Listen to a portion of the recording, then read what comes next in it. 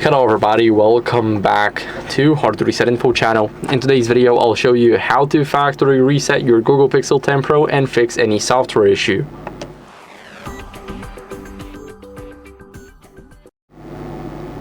So first, what are we going to do is we're going to open up the settings. Now in these settings, as you guys can see, we need to scroll a bit down, go to the system. In the system, we scroll all the way down to reset options.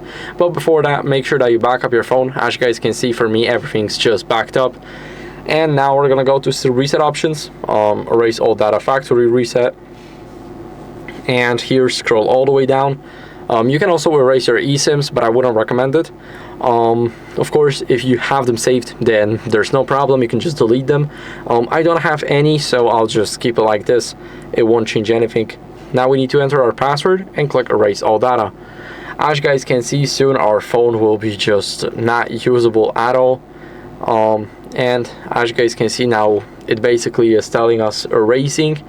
So we should see the factory data reset, restarting, and etc.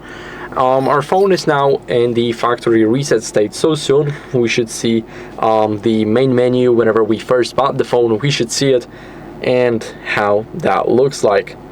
So now we're just waiting. We see the Google logo, and soon our screen should pop up.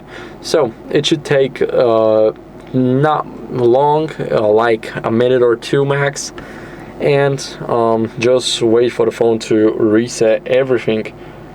So it is very important that you let your phone reset everything that you had on it. If you had it a lot of stuff, then that's basically normal that your phone is restarting that long.